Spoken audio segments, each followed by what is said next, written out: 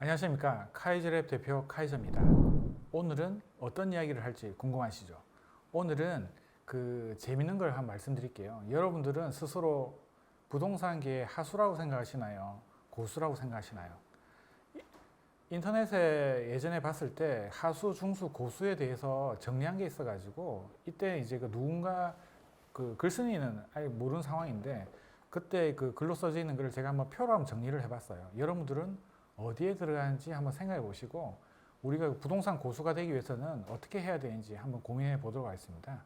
결론적으로 일단 제 상황에 대해서 말씀드리면 일단 저는 이제 중수하고 이제 고수의 중간이 아닌가 이런 생각이 들어요. 저도 이제 완전한 고수는 아니에요. 그래서 이제 제가 말씀드리고 싶은 거는 일단 하수, 중수, 고수가 있는데 하수는 투자 원칙에 대해서 한번 말씀드릴게요. 하수는 투자 원칙이 없어. 그러니까 하수지. 무슨 말이겠죠? 하지만 매매를 해보고 임대는 해봤어. 아예 생초보는 아니고 부동산계에서 이제 하수는 매매하고 임대는 해봤는데 아직까지 자기의 투자 원칙이 없는 거예요. 이때의 투자 원칙이 뭐냐?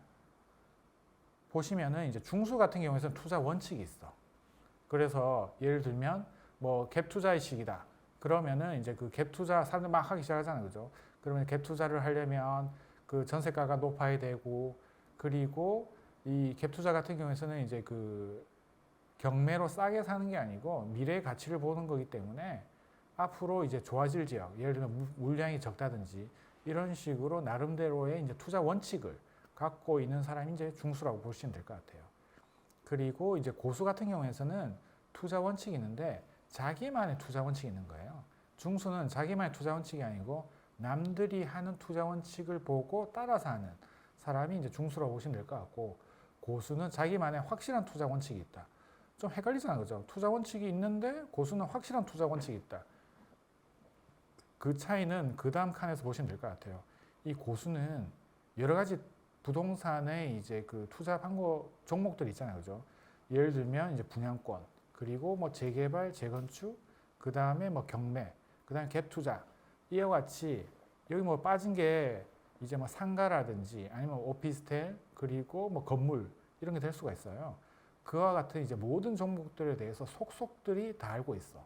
그래서 또 지금이 예를 들면 이제 분양권 시기면은 분양권이 이제 끝나갈 무렵에는 이제 갭 투자가 뜰 거다. 이런 식으로 이제 커다란 흐름을 알고 있는 사람들이 고수다라고 생각하시면 될 것 같아요.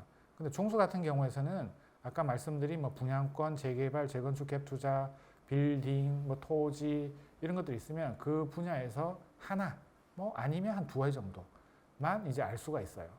그쪽에 대해서는 전문가야. 근데 이와 같은 이제 중수 같은 경우에는 모든 트렌드를 알지가 못하기 때문에 자기가 아는 그 분야의 시기가 오면은 돈을 버는데 그 시기가 끝나면은 그 다음에는 방황하고 있는 거예요. 뭘 해야 될지 몰라. 그리고 자기가 하던 것만 계속 하기 때문에 언젠가는 또 물려버리는 그런 상황이 벌어질 수가 있다. 그런 사람이 이제 중수다. 그리고 하수는 말 그대로 팔랑귀예요. 주변에 보면 그런 사람도 있잖아요. 어디가 좋냐, 어디가 좋냐 계속 물어보는 사람. 그래가지고 이야기를 해도 못 사. 왜? 자기 기준이 없으니까. 그래서 또 이야기하면 또 사는 사람도 있잖아요. 샀어. 근데 살 땐 사는데 팔 때는 못 팔아. 그때 알려준 사람이 주변에 그때는 없거든, 팔 때는.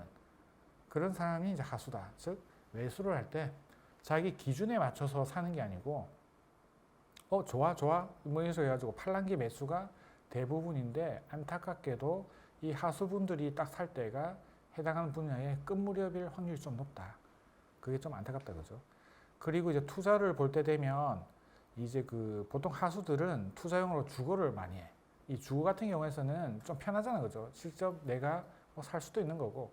그리고 이제 해당하는 주택 분야는 아무래도 우리가 의식주 중에서 무조건 살아야 되는 그런 거기 때문에 뭐 아파트라든지 빌라라든지 오피스텔 이런 거 이제 구입 경험이 있으신 분들이 보통 이제 하수고요.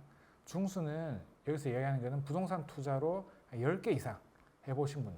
예를 들면 분양권 5개, 갭 투자 한 5개 이렇게 하신 분들은 한 중수 정도 된다. 그리고 고수 같은 경우에는 10개보다 훨씬 더 많이 했겠지. 그죠?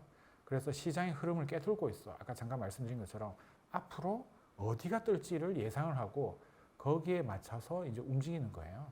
그리고 뉴 트렌드, 지금은 그 시기가 아닌데 이 시기가 끝나가면은 이제 어떤 시기가 올 건지를 알고 있어.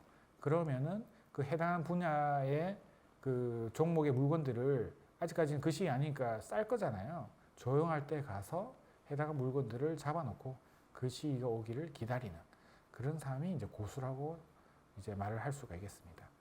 그리고 또 이제 경매의 느낌으로 보게 되면 이 하수는 이제 입찰 그리고 명도 이런 걸 한번 경험해봤어 이제. 그런 분들이 이제 하수고요.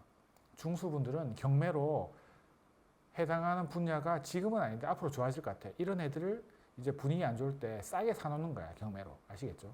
그래서 이제 그와 같은 투자를 통해 가지고 회사를 다니지 않더라도 이 부동산만 통하더라도 이제 생활이 가능하신 분 이런 분들이 중수다. 그리고 고수분들은 완전 저평가. 또 돈도 있으니까 이제 그 자금적인 흐름도 좋고 그래서 지금 단계는 힘들지만 앞으로 좋아질 지역 이런 애들 특히 이제 저평가된 물건들을 미리미리 사놓고 기다리신 분들이 이제 고수다. 뭐 경매를 통해서 그렇게 생각하시면 될 것 같습니다. 자, 이게 또 재밌는데 하수분들은 어떻게 판단하냐면 스스로 중수라고 생각해. 이제 그 투자용으로 주거용도 매수해보고 경매 입찰도 해보고 명도도 해봤기 때문에 나는 이제 스스로 중수라고 생각을 해요. 하지만 주변에 봤을 때는 하수야. 아직까지 뭐 투자 원칙 자체가 없으니까 무슨 말인지 알겠죠. 근데 중수에 해당하는 분들은 이제 그 타인의 의견도 받아들인다고 생각하지만 아는 게 몇 개 없잖아요. 자기 주특기 분야가 2개밖에 안 된다고 했잖아. 무슨 말이겠죠? 그래서 성공하면 할수록 즉 갭 투자의 시기가 길어질수록 그때 갭 투자로 많이 버신 분들은 아니 갭 투자만 하면 되지 뭘 다른 거 해. 근데 결국에는 갭 투자가 망했잖아요, 지금. 전세 끼고 산 것들이 상당히 힘들잖아요, 그죠? 그러면서 이제 아직도 커지는 단계에 이제 노출될 수가 있는 게 이제 중수다. 즉 물리는 상황이 이제 중수까지는 벌어진다. 하지만 고수는 잘 안 물려. 왜? 어느 정도 시기, 기간일 수도 있고 아니면 매가의 상승일 수도 있는데 자기가 원하는 수익률이 딱 넘어버리면 바로 팔아버려요. 익절을 해버린다. 즉, 이 정도면 충분히 먹었다. 그 부동산 세계에서 이야기하는 거 있잖아요. 까치밥을 남겨야지 팔린다. 즉, 이후에 들어오시는 분들도 먹을 게 있어야지 팔리거든요. 그래서 자기가 정한 수익률이 넘으면은 과감히 정리하시는 분들이 고수다. 그죠? 그리고 이제 리스크의 관점에서 보면 하수는 자기가 한 성공했던 경험으로 자기의 고집을 막 부려. 근데 중수는 작은 성공에 도취하고 해당한 트렌드 자기가 아는 게 몇 개 없잖아요. 그죠? 그 트렌드에 과도하게 집착해서 끝까지 뽑아 먹으려고 하다가 물려버리는 이제 그런 상황이 벌어지고요.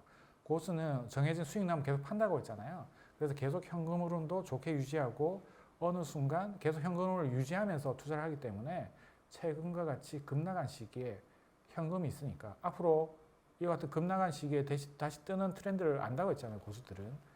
그런 분들은 이제 그 같은 현금으로 좋은 거를 살 수가 있고 결정적으로 반복된 실수를 하지 않는다.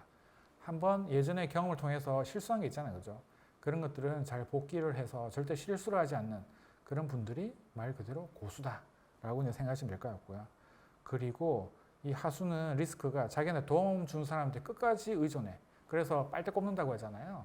고수한테 어떻게든 이렇게 좀 같이 친하게 지내고 이게 좋아. 그렇긴 한데 이 고수가 계속 같이 있는 게 아니잖아. 자기가 스스로 할 수 있는 능력이 안 되면 이 고수가 뭐 떠날 수도 있고, 그죠? 그래서 이제 그 남들한테 너무 과도하게 의존하기 때문에 계속 리스크가 발생할 수가 있다.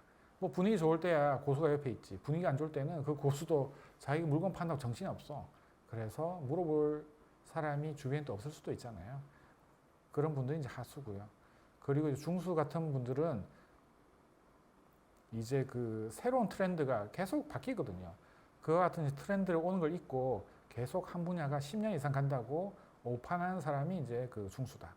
그리고 고수는 저평가된 물건을 위해서 계속적으로 임장을 하고 그리고 투자를 하신 분들이 고수다. 왜? 계속적으로 자기가 정해진 수익이 나면 뒤도 안 돌아보고 판다고 했잖아요. 그렇기 때문에 계속 투자할 수 있는 돈도 있고 새로운 트렌드가 왔을 때 투자도 할 수 있고 그리고 그 해당한 시기가 물리더라도 자기는 이미 파는 게 있으니까 상대적으로 아픔이 약하다라고 생각하시면 될 것 같습니다. 그리고 이제 하수 같은 경우에는 고수로 가기 위해서는 투자 위험성을 스스로 대비하기 위해서 계속적으로 노력을 해야 된다. 그리고 중수는 아까 몇 가지의 자기가 주특기 분야 있잖아요. 그거에 대한 이제 아집을 버리고 객관적인 투자 판단이 필요하다. 그리고 고수는 말 그대로 고수니까 우리가 고수로 인정을 해주자. 여러분들은 어디에 해당하십니까? 제가 생각하는 고수는 모든 부동산 투자 분야를 섭렵해서 통찰력이 생기신 분이 고수라고 생각해요. 저도 아직 멀었어요. 저도 이제 주택 위주로 많이 해봤고 상가나 이 같은 상업용 시설도 해봤지만 아직까지 갈 길이 멀다. 항상 겸손한 마음을 가지고 여러분들도 모든 분야에 대해서 통찰력이 생기는 고수가 되기를 빌겠습니다. 자, 오늘은 여기까지 하겠습니다. 여러분들 고수가 돼서 다시 만나요. 안녕.